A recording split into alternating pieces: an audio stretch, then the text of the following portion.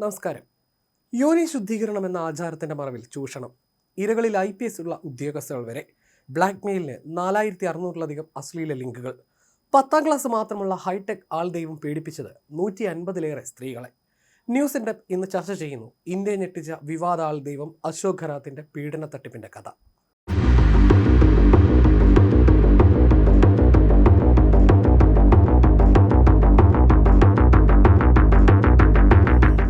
IPS ഉള്ള വനിതാ police ഉദ്യോഗസ്ഥർ, കേന്ദ്ര സർക്കാരിലെ ഉന്നതരായ വനിതകൾ, വനിതാ കമ്മീഷൻ അധ്യക്ഷ തൊട്ട് കോളേജ് വിദ്യാർത്ഥികളും വീട്ടമ്മമാരും, ഒന്നും രണ്ടുമല്ല 150ഓളം സ്ത്രീകളാണ് ആ ആൾ ദൈവത്തിന്റെ വലയിൽ കുടുങ്ങിയതായി തെളിവുള്ളത്. ഭൂരിഭാഗവും ഉന്നത വിദ്യാഭ്യാസമുള്ള സ്ത്രീകൾ. 58 അശ്ലീല വീഡിയോകൾ അടങ്ങിയ പെൻഡ്രൈവാണ് പോലീസ് കണ്ടെടുത്തത്. ഇരകളുടെ സ്വകാര്യത സംരക്ഷിക്കുന്നതിനായി സോഷ്യൽ മീഡിയയിൽ നിന്ന് സൈബർ പോലീസ് നീക്കം ചെയ്തത് 4600-ലധികം അശ്ലീല ലിങ്കുകളാണ്. കാഷായ വേഷം ധരിച്ച ഒരു പരമ്പരാഗത ആൾദൈവമായിരുന്നില്ല മഹാരാഷ്ട്രയിലെ നാസിക് പോലീസ് പിടികൂടിയ അശോക് ഗെഹ്ലോട്ട്. ബ്രാൻഡഡ് വസ്ത്രങ്ങളും ലക്ഷങ്ങളുടെ വാച്ചുമായി ആഡംബര വാഹനങ്ങളിൽ കുതിച്ചുപായുന്ന ഒരു ഹൈടെക് ആൾദൈവം. പക്ഷേ ടെക്നിക്ക് പഴയതാണ്. മയക്കുമരുന്ന് കലർത്തി സ്ത്രീകളെ പീഡിപ്പിക്കുക, എന്നിട്ട് അതിൻ്റെ വീഡിയോ എടുത്തു വെച്ച് ചൂഷണം തുടരുക. ഇത് പൂജയും മന്ത്രവാദമാണെന്ന് പറയുക, പുറത്തു പറഞ്ഞാൽ കുടുംബത്തിന് ഗുരുതര ദോഷമുണ്ടാകുമെന്ന് പറഞ്ഞ് വിശ്വസിപ്പിക്കുക. ഇന്ത്യയിലെ ഏറ്റവും വലിയ സ്ത്രീപീഡന കേസ് ആവുകയാണ് 2026 മാർച്ച് 18-ന് അറസ്റ്റിലായ 67-കാരനായ ജ്യോതിഷി, സംഖ്യാശാസ്ത്രജ്ഞൻ, ഹിപ്നോട്ടിസ്റ്റ്, പ്രപഞ്ചശാസ്ത്രജ്ഞൻ എന്നീ നിലകളിൽ അവകാശപ്പെടുന്ന ന്യൂജൻ ഹൈടെക് ആൾദൈവം അശോക് ഗെഹ്ലോട്ടിന്റെ ചെയ്തികൾ. ലൈംഗിക പീഡനം, ബലാത്സംഗം, അന്ധവിശ്വാസം പ്രചരിപ്പിക്കൽ തുടങ്ങിയ കുറ്റങ്ങൾ ചുമത്തി അറസ്റ്റിലായ അശോക് ഗെഹ്ലോട്ടിനെതിരെ 11 FIRകൾ രജിസ്റ്റർ ചെയ്തിട്ടുണ്ട്. വ്യാജ പേരുകളിൽ 130-ലധികം ബാങ്ക് അക്കൗണ്ടുകൾ വഴിയായി ഏകദേശം 63 കോടി രൂപയുടെ ഇടപാടുകൾ ഇയാൾ നടത്തിയിട്ടുണ്ട്. എൻഫോഴ്സ്മെന്റ് ഡയറക്ടറേറ്റ് ഇയാളുടെ വസതിയിലും ഓഫീസുകളിലും റെയ്ഡ് നടത്തുകയും കോടിക്കണക്കിന് രൂപയുടെ സ്വത്തുക്കളും രേഖകളും കണ്ടെടുക്കുകയും ചെയ്തിട്ടുണ്ട്. ആധുനികതയുടെയും ശാസ്ത്രത്തിന്റെയും കാലത്ത് അന്ധവിശ്വാസങ്ങൾ മനുഷ്യനെ എത്രത്തോളം അന്ധനാക്കുമെന്നതിന്റെ ഏറ്റവും വലിയ ഉദാഹരണമാണ് നാസിക്കിലെ സ്വയം പ്രഖ്യാപിത ആൾ ദൈവം അശോക് ഗെഹ്ലോട്ടിന്റെ കഥ. മെർച്ചന്റ് നേവിയിലെ ക്യാപ്റ്റൻ എന്ന പരിവേഷത്തിൽ നിന്ന് പീഡനവീരനായ ആൾ ദൈവത്തിലേക്കുള്ള അയാളുടെ വളർച്ചയും തകർച്ചയും ഇന്ത്യൻ സാമൂഹ്യ പശ്ചാത്തലത്തിൽ വലിയൊരു മുന്നറിയിപ്പ് കൂടിയാണ്.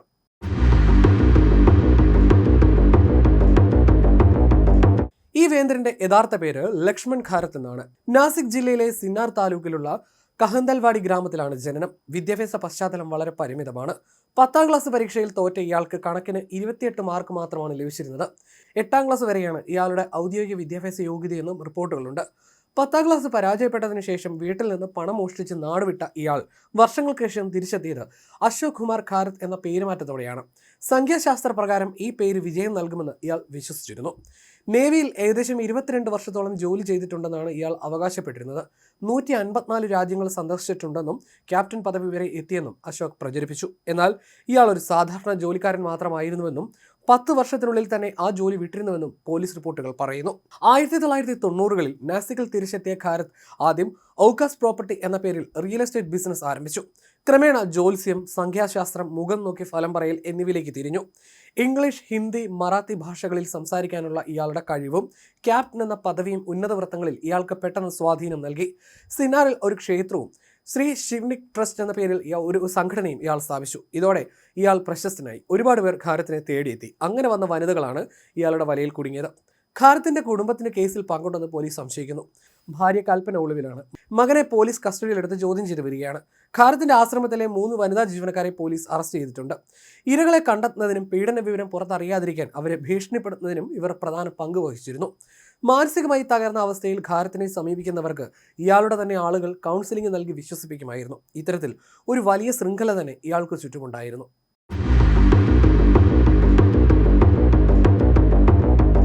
ആത്മീയതയുടെയും സംഖ്യാശാസ്ത്രത്തിന്റെയും മറവിൽ ഖാരത്ത് നടത്തിയത് സമാനതകളില്ലാത്ത ചൂഷണമാണ്.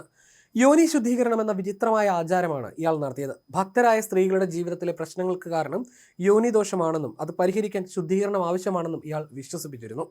പൂജയുടെ ഭാഗമാണെന്ന് പറഞ്ഞ് മയക്കുമരുന്ന് കലർത്തിയ പാനീയങ്ങൾ ഇരകൾക്ക് നൽകി അവരെ ബോധരഹിതരാക്കുകയായിരുന്നു. സ്ത്രീകൾ അബോധാവസ്ഥയിലായിരിക്കുന്ന സമയത്ത് യോനി ശുദ്ധീകരണം എന്ന പേരിൽ ഇയാൾ അവരെ ലൈംഗികമായി പീഡിപ്പിച്ചു. ഈ പീഡന ദൃശ്യങ്ങൾ രഹസ്യ ക്യാമറകൾ ഉപയോഗിച്ച് ഇയാൾ പകർത്തുമായിരുന്നു. പിന്നീട് ഈ ദൃശ്യങ്ങൾ കാണിച്ച് ഭീഷണിപ്പെടുത്തിയാണ് ഇയാൾ സ്ത്രീകളെ വീണ്ടും പീഡനത്തിന് ഇരയാക്കിയത്. ശുദ്ധീകരണ ചടങ്ങിനെക്കുറിച്ച് ആരോടെങ്കിലും പറഞ്ഞാൽ കുടുംബത്തിന് ശാപം ഉണ്ടാകുമെന്നും മക്കൾ മരിക്കുമെന്നും പറഞ്ഞ് ഇയാൾ ഇരകളെ മാനസികമായി തളർത്തി. ഈ ക്രൂരതകളെല്ലാം ഒരു ആത്മീയ ചടങ്ങെന്ന വ്യാജേനയാണ് ഇയാൾ നടത്തിയിരുന്നത്. ഇതിനു പുറമെ ഇരകളെ ഭയപ്പെടുത്താൻ ഇയാൾ വ്യാജ പാമ്പുകളെയും പുലിത്തോലുകളെയും തൻ്റെ രഹസ്യമുറികളിൽ സൂക്ഷിച്ചിരുന്നതായും പോലീസ് കണ്ടെത്തിയിട്ടുണ്ട്. കുടുംബ പ്രശ്നങ്ങൾ, കരിയറിലെ തിരിച്ചടികൾ അല്ലെങ്കിൽ ആരോഗ്യ പ്രശ്നങ്ങൾ എന്നിവയുമായി തന്നെ സമീപിക്കുന്ന സ്ത്രീകളെയാണ് ഇയാൾ പ്രധാനമായും ലക്ഷ്യം വെച്ചിരുന്നത്. അവരുടെ ഭയത്തെയും അരക്ഷിതാവസ്ഥയും ഇയാൾ നന്നായി മുതലെടുത്തു. അത്ഭുത ശക്തിയുണ്ടെന്ന് വിശ്വസിപ്പിക്കാൻ ഇയാൾ തന്റെ മുറികളിൽ റിമോട്ട് കൺട്രോളിൽ ചലിക്കുന്ന വ്യാജ പാമ്പുകളെയും പുലിത്തോലുകളെയും വെച്ചിരുന്നു. പൂജയ്ക്കിടെ പെട്ടെന്ന് പാമ്പുകൾ പ്രത്യക്ഷപ്പെടുന്നത് കാണുമ്പോൾ ഭക്തർ പരിഭ്രാന്തരാകും. അതോടെ ഖാരത് അവരുടെ മനസ്സിൽ മഹാമാന്ത്രികനായി. അങ്ങനെ ഭീതിയും വിശ്വാസവും മനസ്സിൽ ജനിപ്പിച്ചാണ് ഇവരെ നിർബാധം ചൂഷണം ചെയ്തത്.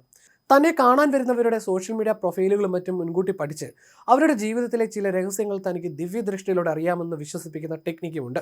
രാഷ്ട്രീയ നേതാക്കളും ഉന്നത ഉദ്യോഗസ്ഥരും തനിക്ക് വഴങ്ങുന്നവരാണെന്ന് കാണിക്കാൻ അവരോടൊപ്പമുള്ള ചിത്രങ്ങൾ ഇയാൾ പ്രദർശിപ്പിച്ചിരുന്നു. പരാതി നൽകിയാൽ ആരും സഹായിക്കില്ലെന്ന് ഇരകളെ വിശ്വസിപ്പിക്കാൻ ഇതും സഹായിച്ചു. ഖാരത്തിന് വളർച്ചയ്ക്ക് ഇന്ധനമായത് ഭരണകൂടവുമായിട്ടുള്ള അയാളുടെ അടുത്ത ബന്ധമാണ്. മഹാരാഷ്ട്ര വനിതാ കമ്മീഷൻ അധ്യക്ഷയായിരുന്ന രൂപാലി ചക്കങ്കർ അടക്കമുള്ളവർ തന്റെ ഭക്തരായി മാറിയത് സമൂഹത്തിൽ വലിയ അംഗീകാരം നൽകി.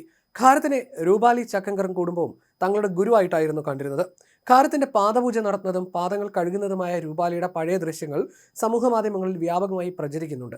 ഇയാൾ അധ്യക്ഷനായ നാസിക്കിലെ ശ്രീ ഈശാനേശ്വർ മഹാദേവ ക്ഷേത്ര ട്രസ്റ്റിൽ രൂപാലി ചക്കങ്കർ അംഗമായിരുന്നു. ക്ഷേത്രത്തിലെ ബോർഡുകളിൽ ഇവരുടെ പേര് പ്രദർശിപ്പിച്ചിരുന്നതായും റിപ്പോർട്ടുകളുണ്ട്.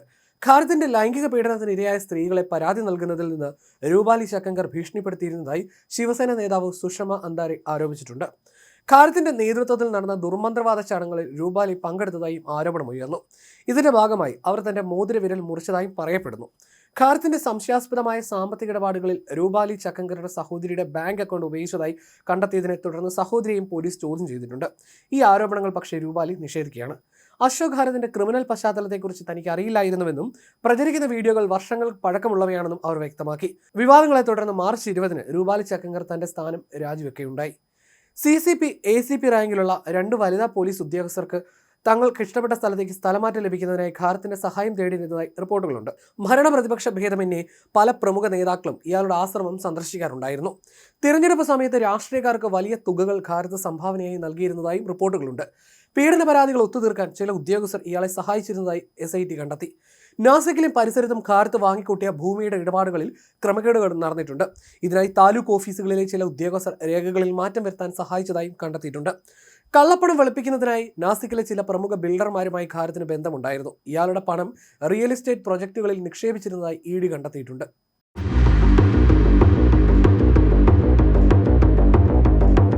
അശോക് ഖാരത്തിന്റെ സാമ്പത്തിക സാമ്രാജ്യത്തെക്കുറിച്ച് ഞെട്ടിക്കുന്ന വിവരങ്ങളാണ് അന്വേഷണ സംഘം പുറത്തുവിട്ടത്. ഇയാളുടെയും സഹായിയുടെയും പേരിൽ വിവിധ ബാങ്കുകളിലായി 130-ലധികം ബാങ്ക് അക്കൗണ്ടുകൾ ഉണ്ടായിരുന്നു. ഇവയിലൂടെയാണ് കോടിക്കണക്കിന് രൂപയുടെ ഇടപാടുകൾ നടന്നത്. ഏകദേശം 200 കോടി രൂപയുടെ ആസ്തി ഈ വ്യാജ ആൾ ദൈവത്തിനുണ്ടെന്നാണ് പ്രാഥമിക കണക്കുകൾ. ഇതിൽ 63 കോടി രൂപയുടെ നേരിട്ടുള്ള സാമ്പത്തിക ഇടപാടുകൾ പോലീസ് കണ്ടെത്തിയിട്ടുണ്ട്. നാസിക്, പൂനെ, മുംബൈ തുടങ്ങിയ നഗരങ്ങളിൽ വിലപിടിപ്പുള്ള വസ്തുവകകളും ആഡംബര ഫ്ളാറ്റുകളും ഇയാൾക്ക് സ്വന്തമായിട്ടുണ്ട്. നാസിക്കിലെ ഗംഗാപൂർ റോഡിലുള്ള വസതിയും ഓഫീസും അതീവ ആഡംബരപൂർണ്ണമായിരുന്നു. റെയ്ഡിൽ കിലോ കണക്കിന് സ്വർണ്ണാഭരണങ്ങളും ലക്ഷക്കണക്കിന് രൂപയുടെ കറൻസിയും പോലീസ് കണ്ടെടുത്തിരുന്നു. ഭക്തരിൽ നിന്ന് ദക്ഷിണയായും പരിഹാര പൂജകൾക്കായും ഇയാൾ വലിയ തുകകൾ വാങ്ങിയിരുന്നു.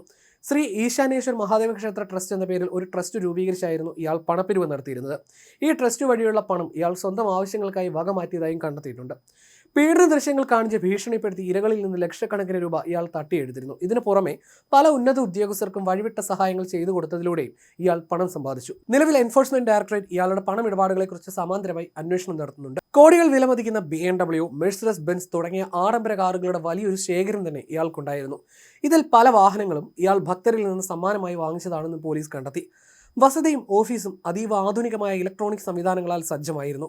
റിമോട്ട് കൺട്രോൾ വഴി പ്രവർത്തിക്കുന്ന രഹസ്യ അറകളും ഇരകളെ നിരീക്ഷിക്കാൻ സ്ഥാപിച്ച 100-ലധികം ഹൈ ഡെഫിനിഷൻ ഒളിക്യാമറകളും ഇയാളുടെ ഡിജിറ്റൽ വൈദഗ്ധ്യത്തിന്റെ തെളിവാണ്. നാസിക്കിലെ ഗംഗാപൂർ റോഡിലെ കോടികൾ വിലമതിക്കുന്ന ക്യാപ്റ്റൻസ് വില്ല എന്ന വീടിന് പുറമെ പൂനെയിലും മുംബൈയിലും ഇയാൾക്ക് ബിനാമി പേരിൽ ഫ്ളാറ്റുകളും ഭൂമിയും ഉണ്ടായിരുന്നു. ഖാരത്ത് തനിച്ച് നടത്തിയ ഒന്നായിരുന്നില്ല ഈ തട്ടിപ്പുകൾ. ഇയാൾക്ക് പിന്നിൽ കൃത്യമായ പങ്ക് വഹിച്ച ഒരു സംഘമുണ്ടായിരുന്നു. ഭക്തരായ സ്ത്രീകളെ വശീകരിക്കുന്നതിനും ഖാരത്തിന്റെ അടുത്തെത്തുന്നതിനെക്കുറിച്ചും ഇയാൾ സ്ത്രീകളെ തന്നെ ഉപയോഗിച്ചു. ഇവരിൽ അധ്യാപകരും സർക്കാർ ജീവനക്കാരും വരെ ഉൾപ്പെടുന്നു. പീഡന വിവരങ്ങൾ പുറത്തു പറയാതിരിക്കാൻ ഇരകളെ ഭീഷണിപ്പെടുത്തിയിരുന്നത് ഈ സ്ത്രീകളായിരുന്നു.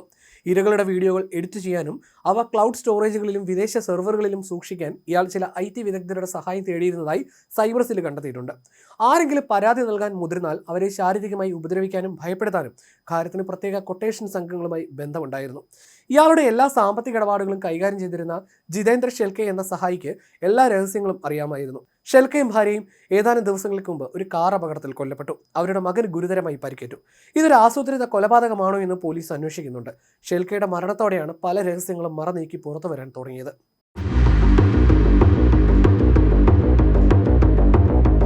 നേരത്തെയും ആരോപിതനായിരുന്നു ഇയാൾ. 2022 ആത്മഹത്യ ചെയ്ത വികാസ് ദിവതെ എന്ന വ്യക്തി തന്റെ മരണത്തിന് ഉത്തരവാദി അശോക് ഖാരത്താണെന്ന് ആത്മഹത്യക്കുറിപ്പിൽ എഴുതിയിരുന്നു.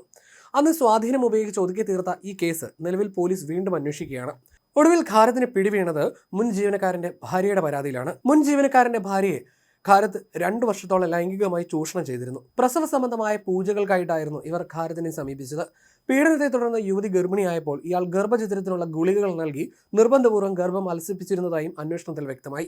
തട്ടിപ്പ് ബോധ്യപ്പെട്ടതോടെ ഇവർ നിർഭയം പരാതി നൽകിയാണ് ഈ ഹൈടെക് ആൾദൈവത്തിന്റെ അടിവേരിളക്കിയത്. 67-കാരനായ സീരിയൽ കുറ്റവാളിയെക്കുറിച്ച് ഇപ്പോൾ പുറത്തു വരുന്നത് അങ്ങേയറ്റം ഞെട്ടിപ്പിക്കുന്ന വിവരങ്ങളാണ്. ഇനിയും കൂടുതൽ ഇരകൾ പരാതിയുമായി മുന്നോട്ട് വരുമെന്നാണ് IPS ഓഫീസർ തേജസ്വിനി സത്പുതയുടെ നേതൃത്വത്തിലുള്ള SIT പ്രതീക്ഷിക്കുന്നത്. നാസിക്കിലെ കോടതിയിൽ ഹാജരായ പബ്ലിക് പ്രോസിക്യൂട്ടർ അജയ് മിസാർ നരബലിയിലും തോലിനും കസ്തൂരിക്കും വേണ്ടി മാനുകളെ വേട്ടയാടുന്നതിലും ഇയാൾക്ക് പങ്കുണ്ടെന്ന് പോലും സംശയിക്കുന്നുവെന്നാണ് പറഞ്ഞത്. SIT ഇയാളുടെ കൈവശം നിന്ന് ഒരു റിവോൾവർ, 21 വെടിയുണ്ടകൾ, 5 ഒഴിഞ്ഞ ഷെല്ലുകൾ, 6 ലക്ഷം രൂപ, 2 ലാപ്ടോപ്പുകൾ, ചില രേഖകൾ എന്നിവ കണ്ടെടുത്തതായി അദ്ദേഹം കൂട്ടിച്ചേർത്തു. മിർഗ ഫാം ഹൗസിൽ നിന്ന് 21 വെടിയുണ്ടകളും പിടിച്ചെടുത്തു. എന്നാൽ 5 ഷെല്ലുകൾ കാണാനില്ല. മറ്റ് സാഹചര്യ തെളിവുകളോടൊപ്പം ഈ വസ്തുതയും സാധ്യമായ നരബലിയെക്കുറിച്ചുള്ള സംശയങ്ങൾ ഉയർത്തിയിട്ടുണ്ട്. എന്നിരുന്നാലും ഇത് ഇതുവരെ സ്ഥിരീകരിച്ചിട്ടില്ല. പബ്ലിക് പ്രോസിക്യൂട്ടർ അജയ് മിസാർ പറയുന്നു. ഖാരത്തിന്റെ ഇരകൾക്ക് പേട, ക്രിസ്റ്റൽ ഷുഗർ, വെള്ളം എന്നിവ നൽകിയ ശേഷം ഓക്കാന അനുഭവപ്പെട്ടതായി അദ്ദേഹം പറഞ്ഞു. മയക്കുമരുന്ന് കലർന്ന വസ്തുക്കൾ കണ്ടെത്തേണ്ടതുണ്ടെന്ന് ഇത് സൂചിപ്പിക്കുന്നു. ഖാരത്ത് അമാനുഷിക ശക്തിയുള്ള ഒരു സിദ്ധപുരുഷനാണെന്ന് സ്ഥാപിക്കാൻ പാമ്പുകളുടെയും കടുവയുടെയും തൊലി ഉപയോഗിച്ചുവെന്ന ആരോപണങ്ങൾ SIT അന്വേഷിച്ചു വരികയാണെന്നും പ്രോസിക്യൂട്ടർ പറയുന്നു. ഈ ജീവികൾ യഥാർത്ഥമാണോ അതോ ഡമ്മികളാണോ എന്നും വന്യജീവി നിയമങ്ങൾ ലംഘിക്കപ്പെട്ടിട്ടുണ്ടോ എന്നും അന്വേഷിക്കേണ്ടതുണ്ട്. അപൂർവമായ കസ്തൂരി ഇയാൾ വിതരണം ചെയ്തതാണ് സംശയത്തിനിടയാക്കിയത്. ചുരുക്കി പറഞ്ഞാൽ ഒരു കൂട്ട പീഡന കേസായി തുടങ്ങിയ ഈ കേസ് നരബലിയും വന്യജീവി കടത്തും കള്ളപ്പണം വെളുപ്പിക്കലും അടക്കമുള്ള ഒരു വലിയ സംഭവമായി മാറിയിരിക്കുകയാണ്. ഭൂമാതാ ബ്രിഗേഡ് സ്ഥാപകയുമായ തൃപ്തി ദേശായി അടക്കമുള്ള സാമൂഹ്യ പ്രവർത്തകർ വിഷയത്തിൽ ഇടപെട്ട് കഴിഞ്ഞു. തൃപ്തി ദേശായി കോടതിയിലേക്ക് ബലം പ്രയോഗിച്ച് കടക്കാൻ ശ്രമിച്ചെങ്കിലും പോലീസ് അവരെ തടഞ്ഞു. ഇതോടെ കോടതി മുറിക്ക് പുറത്ത് വലിയ സംഘർഷാവസ്ഥ ഉടലെടുത്തു. കോടതി മുറിക്കുള്ളിൽ വെച്ച് ആക്ടിവിസ്റ്റ് വിനോദ് നാഥയെ ഖാരത്തിനെതിരെ ആക്രമണം നടത്താൻ ശ്രമിച്ചതും വിവാദമായി. കുറ്റകൃത്യ ശൃംഖലയുമായി ബന്ധമുള്ള ആരെയും വെറുതെ വിടില്ലെന്ന് മഹാരാഷ്ട്ര മുഖ്യമന്ത്രിയും സംസ്ഥാന ആഭ്യന്തരമന്ത്രിയുമായ ദേവേന്ദ്ര ഫട്നാവിസ് പറയുന്നു. രാഷ്ട്രീയക്കാരുടെ പിന്തുണയോടെയാണ് ഇയാൾ വളർന്നു വന്നതെന്ന ആരോപണം സർക്കാരിനും വിനയാവുന്നുണ്ട്.